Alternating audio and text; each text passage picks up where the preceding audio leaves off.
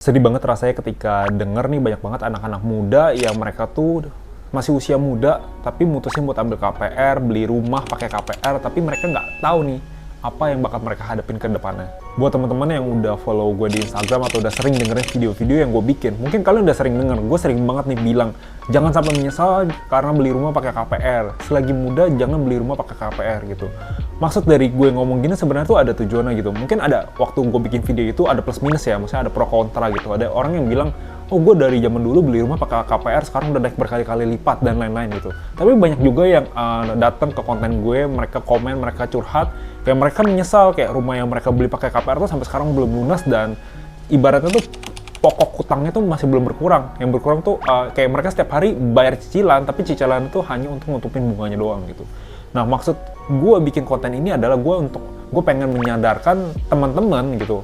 Karena gue bikin ini, gue ngelihat pengalaman langsung dari teman gue. Awal mulanya itu waktu itu zaman sekitar 3 tahun lalu, dia mutusin buat beli rumah pakai KPR waktu itu. Dan waktu itu cicilannya dia cicil ke developer lah gitu. Tapi siapa yang sangka ya, masa 3 tahun lalu itu kan zaman-zaman pandemi gitu, semua ekonomi lagi menurun semua gitu kan. Nah, cash flow di bisnis dia juga lagi menurun gitu. Dan waktu itu dia dihadapin satu keputusan di mana dia harus nyelamatin bisnisnya atau dia harus lanjutin si KPR rumahnya ini gitu. Dan akhirnya dia mutusin buat melepas rumahnya karena dia harus nyelamatin bisnisnya, kalau enggak cash flow-nya bakal berantakan banget gitu. Dan ketika dia nggak sanggup buat lanjutin si cicilan KPR ini lagi, akhirnya rumah yang udah di DP, yang cicilannya udah dibayar beberapa kali itu hangus gitu aja. Hangus gitu aja, dia rugi sekitar 150 jutaan gitu. Nah, coba bayangin kalau misalkan teman-teman ngalamin hal ini gitu. Sayangnya tuh zaman sekarang ya, gue ngerasa kayak banyak banget oknum atau pihak yang mereka tuh hanya mementingkan diri sendiri gitu, hanya mementingkan keuntungan diri sendiri. Mereka kayak bilang, oh misalkan jual rumah lah, atau misalkan kasih tahu buat, oh ambil KPR, tapi mereka nggak mengedukasi dengan lebih lanjut gitu. Kayak sebenarnya apa aja sih dampak yang dihadapi gitu kan. Kayak misalkan siapa aja sih sebenarnya yang boleh beli rumah pakai KPR dan enggak gitu loh. Kayak misalkan KPR itu kan sebenarnya yang gue tahu nih, KPR itu kan adalah alat alokasi finansial gitu. Jadi misalkan, oh lu mampu gitu, lu sanggup sekarang buat beli rumah itu, tapi daripada cashnya dipakai semua buat beli rumah itu, terus uang lu langsung habis gitu aja, mending lu cicil, lalu lu cashnya lu bisa putar dulu misalkan ke usaha atau ke mana gitu, yang mana bisa menghasilkan lagi, dan lu bisa bayar cicilan dari sana gitu kan. Yang gue tahu tuh sih fungsi dari KPR tuh seperti itu, tapi banyak banget orang-orang zaman sekarang yang mungkin karena apa ya, trennya kan banyak banget kayak anak muda, oh masih muda udah punya rumah gitu, jadi orang-orang tuh pada FOMO gitu. Orang-orang pada FOMO, akhirnya banyak juga yang bilang punyalah rumah dari sedini mungkin lah gitu kan, karena tanah itu terbatas gitu kan, dan tanah itu semakin lama semakin mahal. Dan akhirnya banyak banget orang-orang yang maksa buat beli rumah padahal sebenarnya mereka tuh belum mampu untuk beli rumah gitu.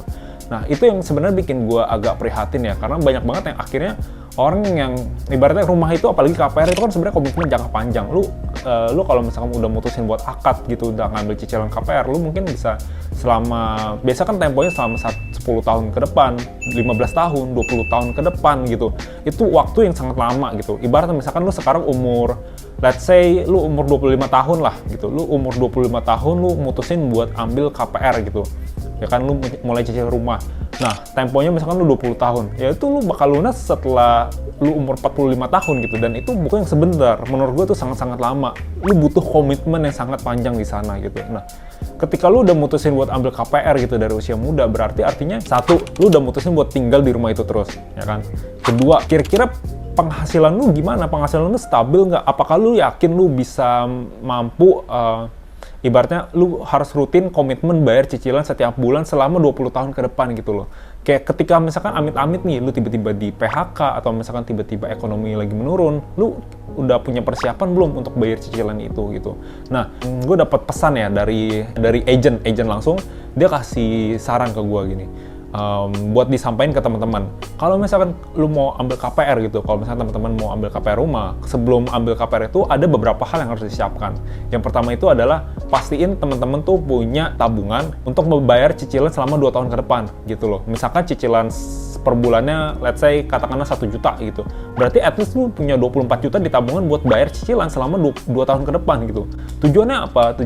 Tujuannya supaya kalau misalkan tiba-tiba lu ekonominya misalkan lagi menurun, atau misalkan lu tiba-tiba amit-amit nih kena PHK gitu, lu tetap masih bisa bayar cicilan dan rumah lu tuh nggak hangus, nggak disita, nggak hilang gitu aja gitu. Kebanyakan orang itu mereka tuh tanpa persiapan, mereka langsung YOLO gitu aja, ambil cicilan, ambil KPR, nggak punya persiapan, mereka mikir, oh rezeki udah diatur gitu kan, kayak rezeki udah diatur, ya udah YOLO aja, rezeki ntar juga pasti datang sendiri. Nah menurut gue itu yang, ini menurut gue itu yang agak salah gitu. Maksudnya kayak, oke bosnya boleh aja kita berharap, tapi tetap aja kayak kita harus punya persiapan juga gitu loh. Kita harus punya persiapan untuk hal-hal terburuk gitu. Gue juga percaya maksudnya kayak pasti kebutuhan kita tuh pasti akan selalu terpenuhi lah gitu. Pasti akan selalu ada aja. Tapi pertanyaannya, emangnya beli rumah itu kebutuhan gitu kan? Belum tentu juga ya. Maksudnya kayak emang kebutuhan manusia itu ada sandang, papan, pangan gitu kan. Rumah itu dikaitkan sama papan. Tapi kan sebenarnya ini yang menurut gue agak keliru ya. Kayak banyak orang tuh merasa beli rumah itu sebagai kewajiban, sebagai kebutuhan gitu. Sedangkan menurut gue ya kita butuh untuk tinggal di rumah, tapi belum tentu kita harus beli rumah sekarang gitu loh. Beli rumah boleh, maksudnya emang salah satu kewajiban lah, kayak kalau bisa semua orang harus punya rumah gitu, tapi kan nggak harus sekarang gitu kan. Maksudnya kayak, siapa sih yang bikin standar harus punya rumah sekarang gitu, harus punya rumah dari dini-dininya mungkin gitu, kayak kalau bisa dari umur 20 tahun begitu lulus sekolah harus langsung udah punya rumah gitu. Siapa yang bikin standar itu gitu kan. Nah, jadi menurut gue adalah kayak, sekarang tuh muncul banyak perdebatan ya, kayak gue juga sering bikin beberapa video gitu, kayak sebenarnya mending beli rumah, KPR gitu, atau lu sewa rumah gitu. Dan akhirnya banyak banget muncul perdebatan ya, kayak daripada uangnya lu pakai buat bayar sewa, mending lu bayar aja buat cicilan KPR itu gitu kan. Jadi kayak ibaratnya lu nyicil KPR kayak lu seakan-akan lu bayar sewa, tapi rumahnya itu jadi punya lu sendiri gitu. Nah, ini menurut gue yang agak keliru gitu, kayak banyak orang kaitin kayak cicilan rumah di pinggiran kota ya, yang jauh banget dari tempat kerja lu, sama sewa rumah yang deket sama tempat kerja lu yang ada di tengah kota. Nah, menurut gue itu nggak apple to apple gitu loh, nggak bisa dibandingin langsung gitu. Jadi ibarat nih, lu tinggal di pinggiran kota deh, lu mesti kalau misalkan lu mau kerja, lu mesti ke kota itu, lu perjalanan lumayan jauh kan, 1-2 jam gitu. Bahkan lu bisa, gue waktu itu pernah lah iseng survei rumah di daerah yang masih murah gitu, masih mungkin harga rumahnya masih 300 jutaan gitu. Tapi jaraknya tuh 3 jam dari Jakarta, kalau lu PP lu bisa 5 jam gitu loh. Dan menurut gue itu worth it nggak? Tergantung sih, maksudnya balik lagi ke masing-masing orang ya. Kayak ini kan gue nggak bisa bilang mana yang benar, mana yang salah. Balik lagi ini cocok-cocokan. Tapi kalau misalkan menurut gue pribadi, waktu 5 jam itu sangat berharga gitu loh. Oke lah, emang rumahnya itu harganya 300 jutaan, ada yang 200-an juta gitu. Cicilan, kalau misalkan lu nyicil KPR mungkin lu cuman sebulan mungkin 1 jutaan aja itu udah bisa. Tapi pertanyaannya, waktu yang lu habiskan di jalan itu apakah lu nggak hitung gitu kan? Sedangkan kalau misalkan lu sewa rumah, atau misalkan lu ngekos di Jakarta yang deket tempat kerja yang mungkin cuman 5 menit, 10 menit, itu kan ya, pertama lu udah satu, hemat ongkos transport. Kedua, lu hemat tenaga. Dan lu punya lebih banyak waktu, yang mana waktunya bisa lu pakai untuk misalkan bangun side hustle, ya kan, usaha sampingan, atau lu pakai buat belajar, networking, ya kan. Yang mana hal-hal yang lu lakuin tadi itu tuh bisa jadi investment buat kedepannya gitu, bisa ningkatin penghasilan lu ke depannya. Ketimbang lu misalkan ngabisin waktu 5 jam di jalan setiap hari, lu pasti kalau udah pulang nyampe rumah lu udah kecapean, lu udah bete gitu kan, lu udah nggak mau ngapa-ngapain lagi.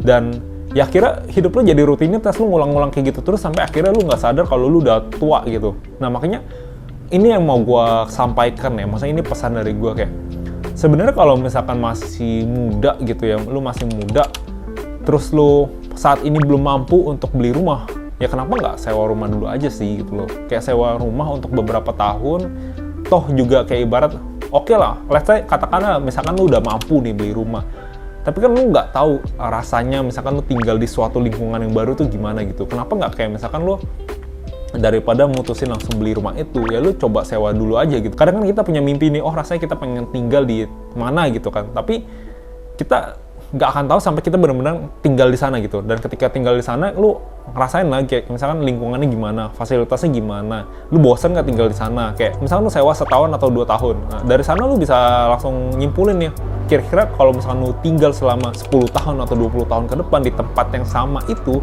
lu nyaman atau enggak gitu kan. Nah, menurut gua nggak ada salahnya untuk lu sewa rumah dulu di awal ketimbang lu langsung mutusin buat beli. Dan gue mau ingetin teman-teman buat hati-hati kalau misalkan kalian lihat nih, misalkan ada iklan, oh DP rumah 0% kayak gitu kan, kayak lu cicilan KPR DP 0%.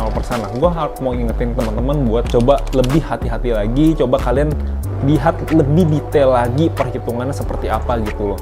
Karena jujur kayak ibarat gue gue sekarang lagi explore banget soal properti ya, kayak gue lagi coba cari tahu banget, gue lagi pelajarin, dan gue emang tertarik buat masuk ke sana gitu. Dan gue dapat sharing inilah masa dari salah satu pemain properti gitu. Kayak sebenarnya kalau misalkan cicilan 0% kayak gitu, itu sebenarnya cuma hanya permainan angka aja gitu loh. Ibarat kayak DP yang harusnya tadinya lu bayar di awal, itu DP-nya dipindahin ke akhir gitu loh. Jadi ibaratnya oke, awal-awal lu ringan, tapi di akhir lu bayarnya atau kayak cicilan lu akan jadi lebih besar gitu. Jadi sebenarnya ya itu permainan aja, bukan berarti DP 0% artinya lu jadi lebih murah atau lu gratis dapat rumah gitu. Enggak gitu. Itu sebenarnya cuma dipindah aja. Nah, banyak banget orang-orang yang karena apa ya? Mereka pikir oh, DP 0% itu artinya gratis gitu. Lu gampang dapat rumah. Tapi ketika nyampe di akhir tahap cicilan nih, mereka malah karena cicilannya jadi lebih berat, mereka nggak mampu bayar. Dan ketika mereka nggak mampu bayar, oke lah, ketika lu nggak mampu bayar, mungkin lu bisa cari orang lain buat take over KPR-nya, take over rumahnya. Tapi pertanyaannya, kalau misalnya nggak ada yang mau take over, apa selanjutnya? Apa yang bakal lu alamin selanjutnya? Gitu kan. Nah, alhasil banyak banget orang-orang yang rumahnya disita sama bank. Menurut gue, ketika misalkan rumah lu sampai disita sama bank, sampai dilelang, itu kan kayak misalnya sayang banget, kayak ibaratnya apa yang udah lu lakuin, usaha lu selama bertahun-tahun tuh kayak jadi sia-sia gitu. Nah, makanya jangan sampai lu ngalamin hal itu. Nah, salah satu caranya adalah dengan lu tanya sedetail mungkin sebelum lu misalkan akad atau mutusin buat beli rumah. Lu tanya sedetail mungkin nih, gimana sih proses sistem pembayarannya, cicilannya dari tahun ke tahun sampai akhir periodenya. Gue yakin banyak banget kok, sebenarnya banyak banget orang-orang di luar sana, entah itu dari pihak bank atau dari developer yang baik gitu, yang mereka tuh sebenarnya mau membantu kalian gitu loh. Asalkan kalian tanya juga ke mereka kayak gimana caranya, gue yakin banyak banget yang bakal bantuin. Jadi ini dia pesan dari gue buat kalian yang lagi galau nih, mau beli rumah atau mau sewa rumah dulu. Kalau menurut gue, kalau misalnya kalian belum mampu, mending kalian sewa dulu, ya kan? Kalau misalnya kalian udah mutusin nih, udah kira-kira udah mulai mampu lah buat beli rumah, ada beberapa hal yang kalian harus siapin. Yang pertama itu tabungannya, ya kan? Tabungannya kalau bisa kalian bisa punya cicilan KPR itu selama 2 tahun ke depan gitu. Setelah itu kalian coba lihat nih di daerah atau lokasi yang kalian mau beli itu harga rumahnya gimana kenaikan per tahunnya gitu. Jangan sampai kalian beli di lokasi yang stagnan dengan harga yang mahal. Kecuali emang kalian udah pertimbangin ya, misalnya emang udah mutusin mau tinggal di sana, ya nggak apa-apa. Kalau misalkan kalian masih pas-pasan banget, mending kalian pakai uangnya buat usaha dulu atau buat ningkatin skill kalian, buat networking, sampai penghasilan kalian tuh lebih meningkat lagi dan lebih stabil lagi. Nah, ketika kalian udah ibaratnya lebih mampu, percaya nggak percaya, pasti harga rumah yang kalian beli bakal lebih murah karena cicilannya nggak sebesar itu gitu. Dan yang terakhir, kalau misalnya kalian mau beli rumah, kalau bisa DP-nya tuh jangan 0%, kalau saran dari gue. Kalau ini dari teman-teman agent juga ya yang ngasih saran ya, kalau bisa tuh minimal ya 30-50% lah DP-nya minimal. Karena memang sebenarnya sebelumnya kan aturan bank itu kan kalau misalkan lo mau ambil KPR minimal 30% DP-nya gitu. Semakin besar DP yang lu bayar di awal tuh akan semakin baik karena nanti cicilan lo akan jadi lebih ringan. Jadi itu saran dari gue. Semoga video ini bermanfaat dan semoga lo nantinya nggak menyesal ya. See you di next video.